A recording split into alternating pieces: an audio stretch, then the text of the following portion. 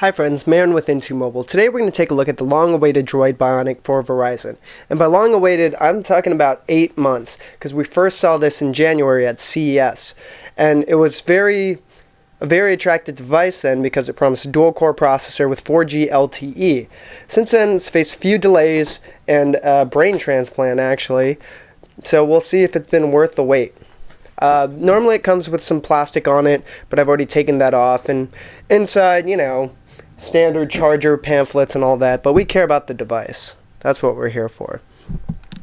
Right away, you're hit with the dual-core Motorola symbol. We've seen that before.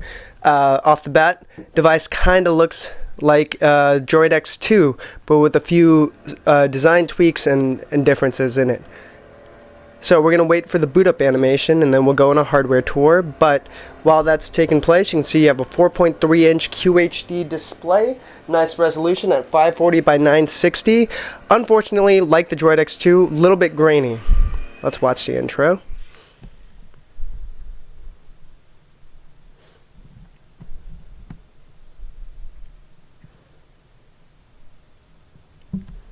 Very similar to the other startup animation in the Droid lineup. Aggressive, mechanical, Droid-like.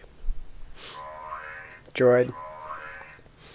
So on the bottom you have your standard Android buttons, your menu, home, back, and search. You have this little chin here that's kind of a dark grayish, little hint of purple in there. I kind of like it. I like the way it feels. And then on top you have a front-facing camera, and then there's a notification light up there. That's your standard background. Let's keep on looking on this device. On the right, you have your one-piece volume rocker.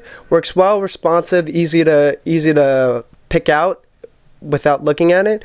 No camera button. That's good or bad depending on your taste. Bottom's pretty clean, just a microphone hole. On the left spine, you have your HDMI out port and your micro USB port for charging and syncing. This will also plug into the laptop dock if you want to pop that open and then have a full keyboard and the WebTop software. On the top you have your power unlock button and your standard headphone jack, and then on the back you have your Motorola symbol, you have your 4G LTE, Verizon, 8 megapixel camera, and your flash, and then a with Google. This is actually a soft plastic finish. I like the way it feels in your hand. It definitely doesn't make it feel cheap, but some of you may prefer the full metal feel or brushed aluminum that we see on other devices. And unlike Droid X2, this back cover is all one piece. So you can take it off in one. See, there's plastic. You have a big battery in there, and then you have the SIM card in there because it's a 4G LTE device. And you notice the micro USB port is on, or the micro SD card is on top of it. And so it's a neat design. Big battery in there, unfortunately. It's still a first generation LTE chipset, so battery life is not great right now. Snapping it back on. Let's take a look at the software. This has what we call Moto Blur. I know they're getting away from that, but that's their customized version of Android, or the customized UI that they build on top of Android. And I haven't set mine up yet, but let's take a look. Some of you may like this or may not. You have your different home screens here. You have your custom widgets, things like social.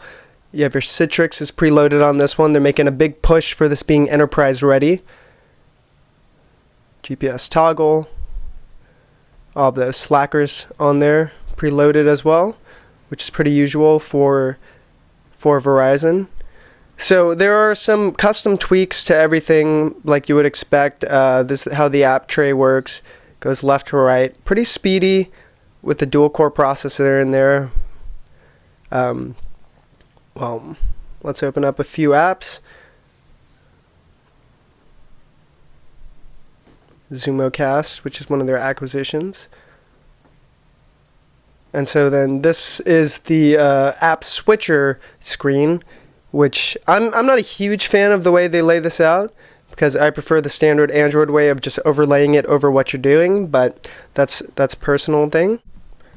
So the Motorola Droid Bionic launches with Android 2.3.4, latest version of Android. Gingerbread. Let's show you that. 2.3.4. And let's take a look at some of the software that comes with it. You have your mobile hotspot, and which is good because it's a 4G LTE device, and we found that Verizon's LTE is pretty darn good, pretty consistent, pretty fast. I like it a lot. You have your Kindle software preloaded, Blockbuster is preloaded, Google Books, City ID, Citrix, other stuff, DLNA, Google Search, IM, Let's Golf 2, Moto Print, Quick Office, NFL Mobile. Actually, a lot of software came preloaded on this. Slacker, social networking widget, the VCast stuff. So for those of you who like your Android experience clean out of the gate, this isn't quite it, but that's not bad. I downloaded Speed Test. That doesn't come preloaded because I wanted to show you. Let's do a quick couple checks to see how fast their 4G LTE is. I'm in San Francisco right now, so it looks like 10 down and about 6 up, 5.9 up. Not bad.